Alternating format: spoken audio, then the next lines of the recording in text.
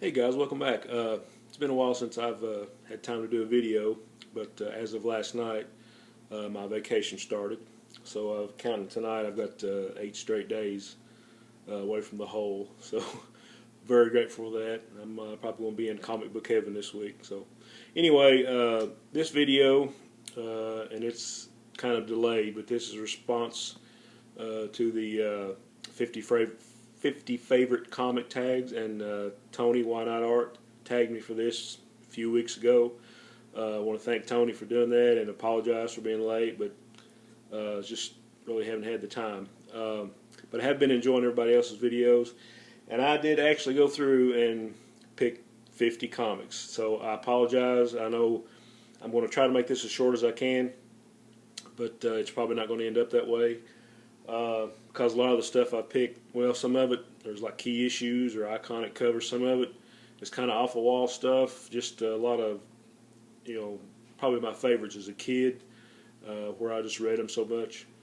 But it's a lot of it's kind of heavily DC based, but there's some Marvel stuff in there, a few other things. And I probably could have picked 50 more real easy because I had all my stacks in there that I've still not gone through. But anyway, I'll get to it.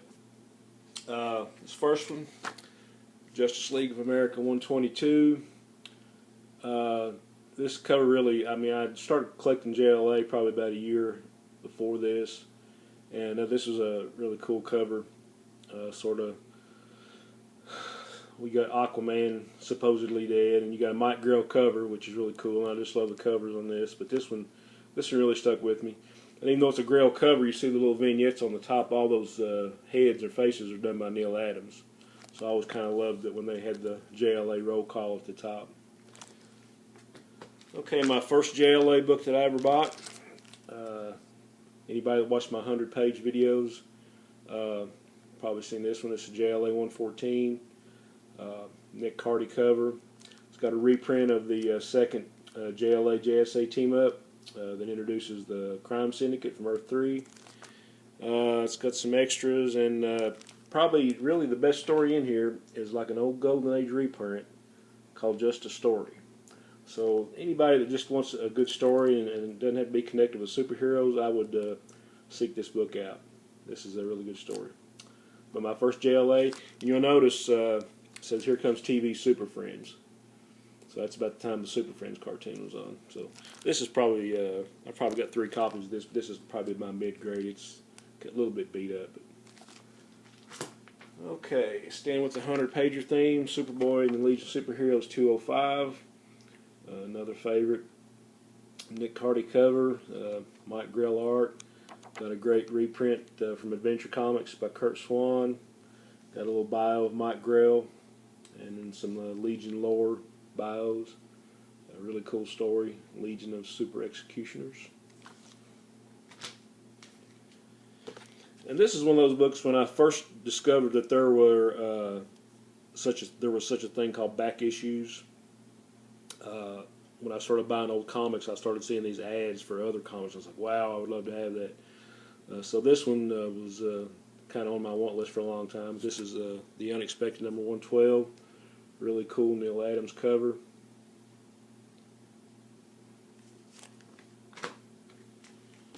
And probably my favorite Flash comic, Flash 235. One of the reasons this is one of my favorite, well, I love the story. This is probably like the first part of like a 3-parter.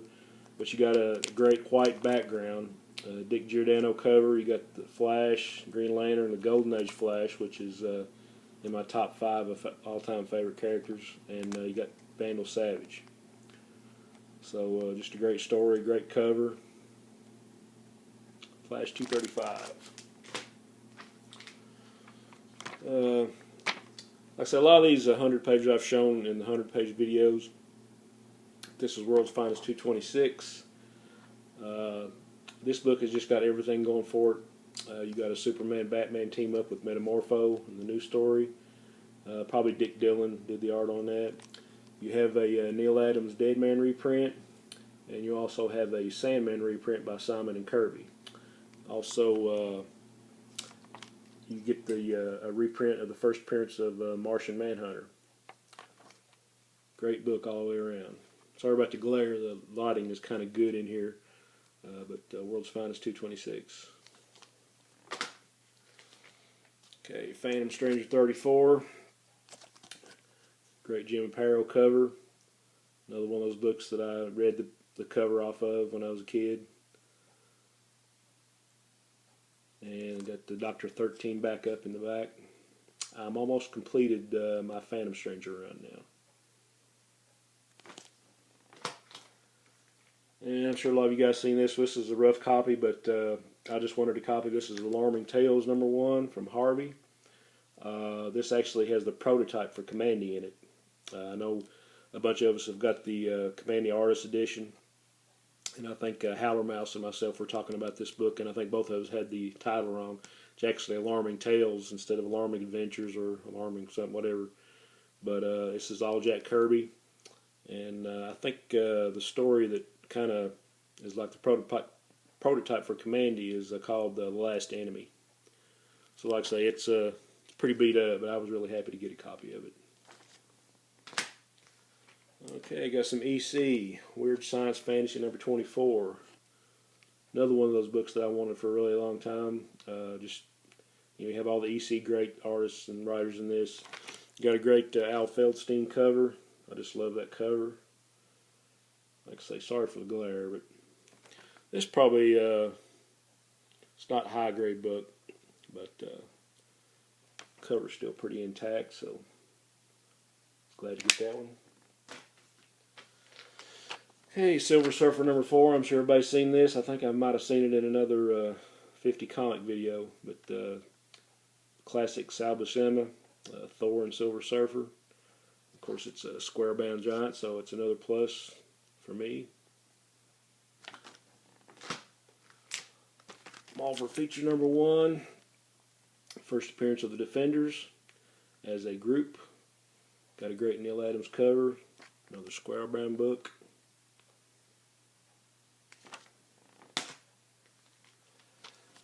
Iron Man and Submariner #1. Great Gene Colan cover. Enough said. Hulk 141. First appearance of Doc Samson. This guy was always one of my favorite characters in Marvel Comics, and I really don't think they've used him to their advantage, or I'd just like to see more of him basically. But I always thought he was kind of a cool character. Hulk 141. Okay, Daredevil 158. Frank Miller's first Daredevil. This book is no stranger to anyone. Hulk 102. This is the first issue of his second comic series after the first 6 issues. Great cover. Tales of Suspense 59. Classic Kirby goodness on the cover.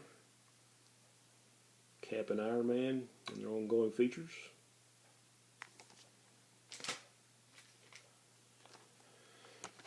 Strange Tales 97. This really has the first, I guess, prototype or first appearance of like Uncle Ben and Aunt May in a comic. But really, I bought the book just for this story and the cover on this, because I love the post-apocalyptic stuff, as everyone knows. And it's just a great. Got some scuff in here, but I got a really good deal on this several years ago. So, Strange Tales 97.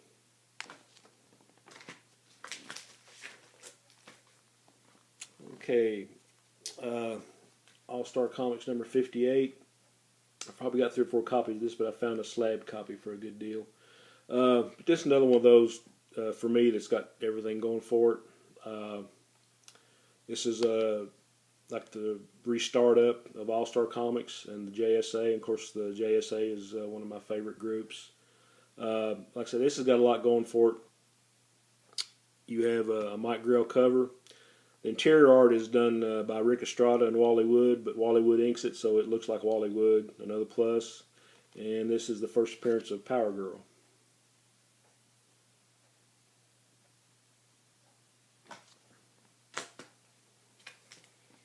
Okay, House of Secrets 120.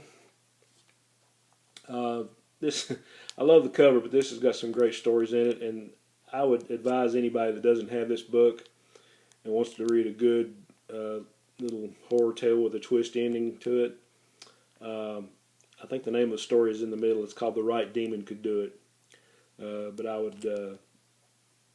wholly endorse this comic, especially for that story. Okay, Amazing Spider-Man number 3. This cover's no stranger to anyone. One of the most iconic Spider-Man covers. Great storyline there. And there's some great panels. Of course, Steve Ditko. It's a pretty nice copy. So you're going to see a lot of oddball stuff that probably you might not have thought of. Super Team Family number 3. This came out in the mid-'70s, and I think it was sort of followed the format of the 100-pagers. It had like a new story, and it would have a couple of reprints. But this right here, and I think I showed this book a few months ago. This cover is by Frank Bruner, and this is the only work that Frank Bruner ever did for DC is this cover. And of course, he was at a con last year, so I got him to sign it for me. Got a cool Superman Batman reprint. You've got an old Brave and Bold reprint of Aquaman and Green Arrow. And I was talking to Bruner, and I asked him, I said, why didn't you ever do anything else for DC? And he's like, well, he proposed a Dr. Fate series. Now, just imagine, you know what Bruner did with Doctor Strange and Man-Thing and all that. And DC said no to Bruner doing a Dr. Fate series. So, yeah, DC was stupid. Okay, more Mike Grell stuff. Detective Comics 455. Batman going against the vampire with the cover and art by Mike Grell with a Hawkman backup story. Another all-time favorite story from when I was a kid. This is the one I had Grell sign 3 or 4 years ago.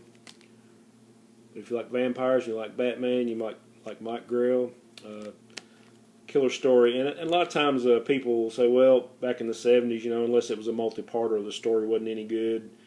But you'll find a lot of these little short one-and-done stories, might be 10, 12, 15 pages, are really, really good. So I don't subscribe to that theory that it has to be a 6-issue arc or an 8-issue arc or whatever.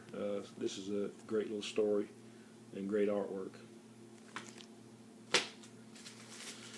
Okay, Adventure Comics 427. One of the first adventure comics that I ever bought as a kid.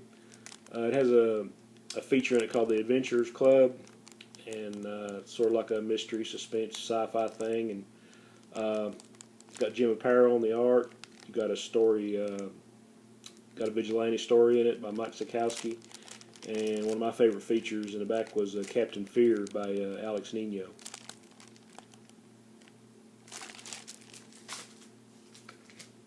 Okay, DC Special number 29, The Untold Origin of the Justice Society of America.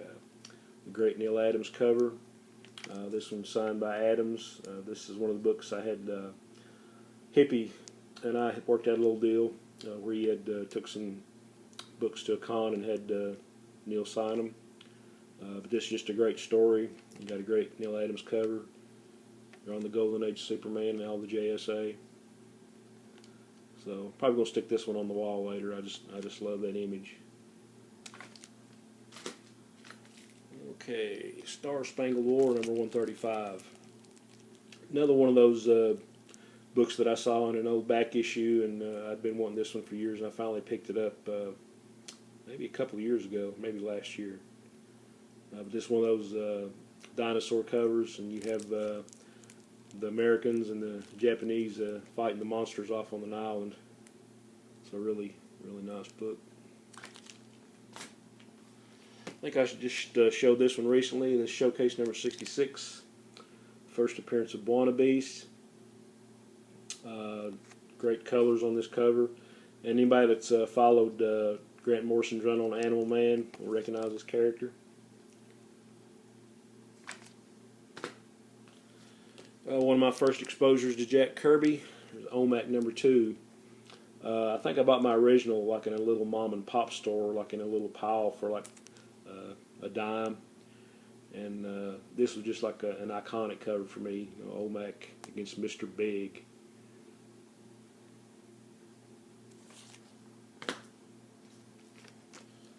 Okay, Aquaman number 56.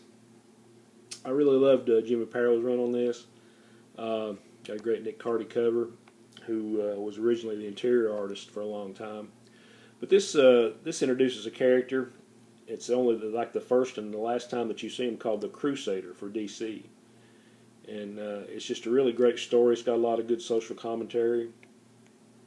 And I think it's got like an Aqualad and Aquagirl backup feature, but all the interiors are done by Jim Apparel. Just a great story. Okay, Fantastic Giants, number 24. I'm sure a lot of you have seen this one or have it. This is an all Steve Ditko issue. Ditko actually, I guess, drew himself as a bottle of ink. But you have Gorgo and Conga, Hogar, and the Mountain Monster. This is all Ditko, all beautiful monster stuff. Can't recommend this one highly enough. And I have seen a few copies floating around up there lately that are pretty reasonable. So this is from Charlton, Fantastic Giants 24. And getting back to more Kirby, I think probably the last video I did, I had shown these books. But you wanted favorites, so I'm going to show you favorites. This is actually the first Commandy comic I ever bought, number 18, with the Eater on the cover. Great cover and great story. And I didn't pick another Commandy up until issue 32. This was the only giant size issue, reprinted number 1. Had a short bio by Jack Kirby, and one of those great square bound books that I love. So Commandy 32.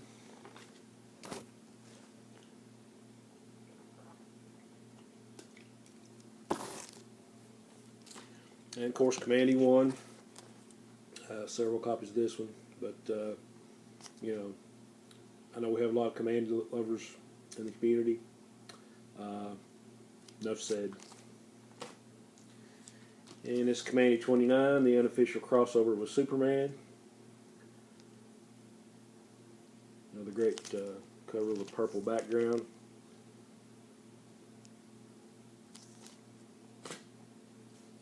Okay. Middleman 45. When I started collecting comics, a lot of the stuff that DC was doing, they were like restarting titles or like continuing titles that they had canceled earlier, like in the late 60s, early 70s.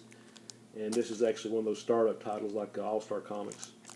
Thing I love about this, I mean, the story is great. I think, I'm not sure who, it might have been Martin Pasco who did the script on this, but you have a great Dick Giordano cover, and Walt Simonson. This started his run. I think he did probably 6 or 7 issues.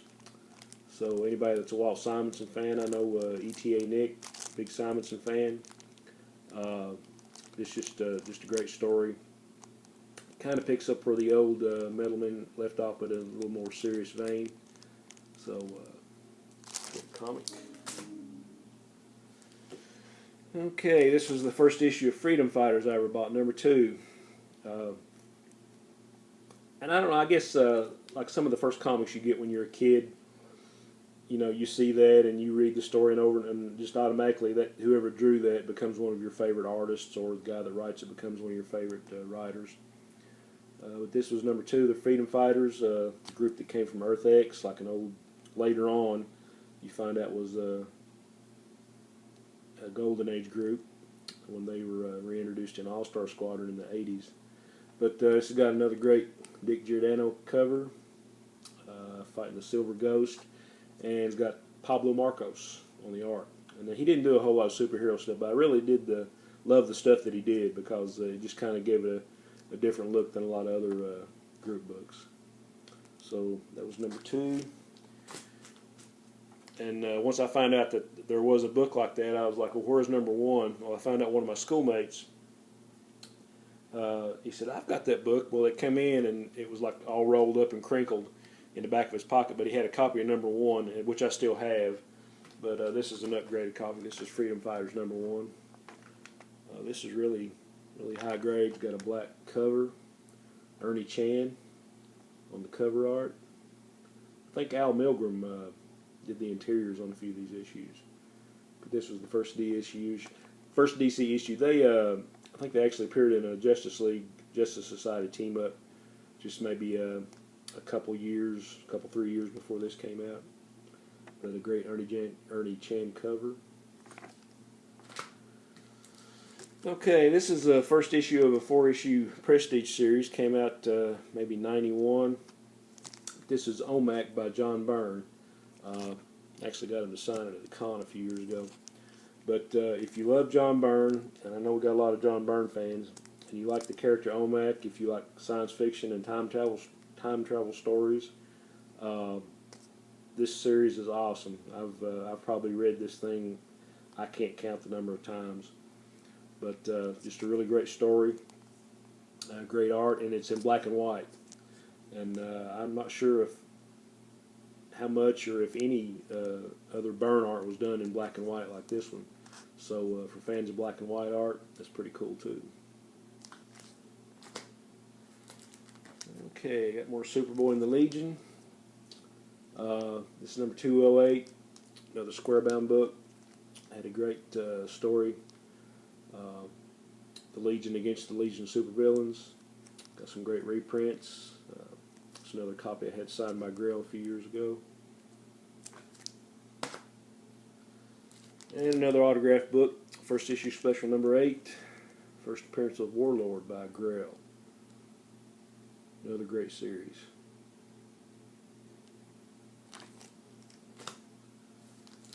Okay, Batman Family number 19.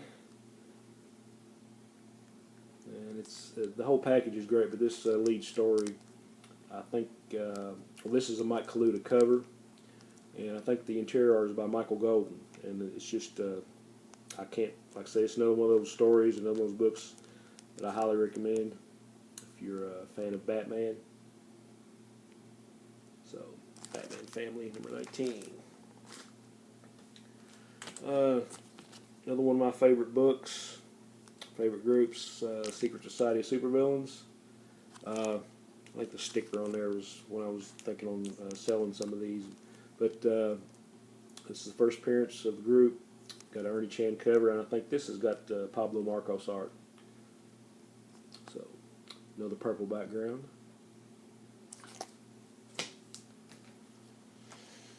Okay, my first issue of New Teen Titans, and luckily it was a key issue later on. First appearance of Deathstroke, George Perez. Love this series. It was probably 10 years later before I found a #1, but I'm glad I got this one first. So, okay, one of my first 100 pages, DC 100 page spectacular number 6. I'm sure everybody's seen this one. This has got a Neil Adams wraparound cover. Reprints the first Justice League and Justice Society team up. Got a lot of great Golden Age reprints. My original copy doesn't have any covers, and anybody that watched those videos saw it already, but this is really what got me into wanting to collect the 100 pagers and buying the Justice Society and probably, or the Justice League and any other book DC had going on then. Okay, first Green Lantern, Green Arrow by Neil Adams. Everybody's seen this. Enough said.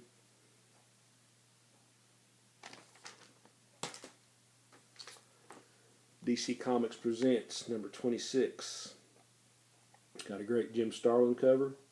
I think the interior art's by Starlin, and this is actually got a free insert. It's the first appearance of the New Teen Titans by Marv Wolfman and George Perez. Of course, first appearance of Cyborg and Starfire and Raven. This book's getting kind of pricey now, so but a good overall package. Like I say, I apologize for the glare.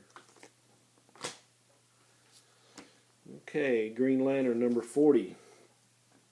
This is, you have the secret origin of the Guardians, and this is actually the origin of the Crisis on Infinite Earths. And this is a Golden Age Green Lantern crossover with Alan Scott. Great Gil Kane cover. One of my all-time favorite books. More Kirby. Forever People #1. Another one of those I saw in an ad, and I just had to get the series. Great cover. Okay, another iconic Batman, #234. I guess first Bronze Age appearance of Two-Face. There's been some debate over that because this is, well, they say first Silver Age appearance. I'm not sure, but Neil Adams on the cover and the art.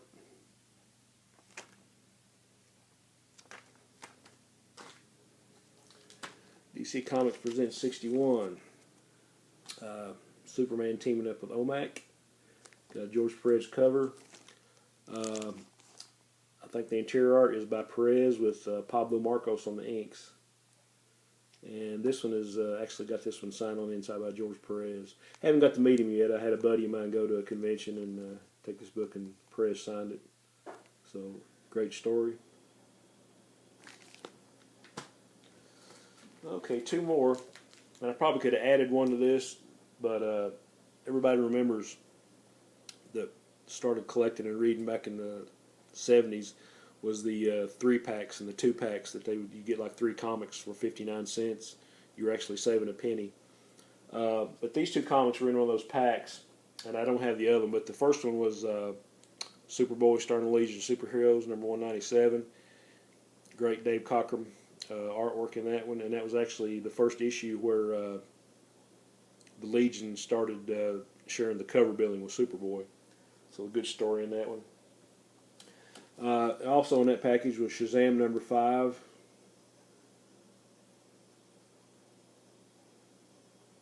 Like I say, when you're a kid and you just have a few comics to read, and you just you find something you like and you reread it, I mean, it automatically becomes one of your favorites.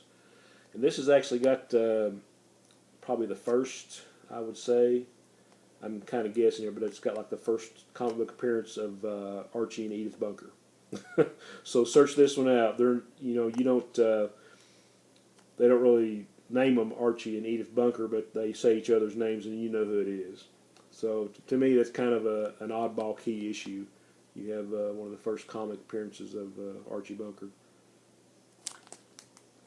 And the last book, everybody's seen this one.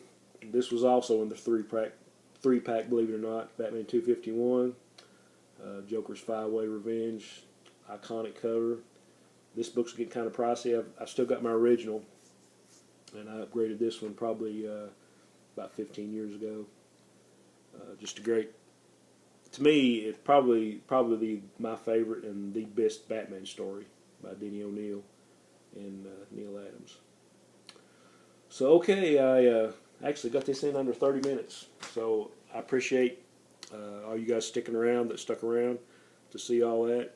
I want to thank Tony again for tagging me, and I hope you enjoyed it. And as always, onward and upward.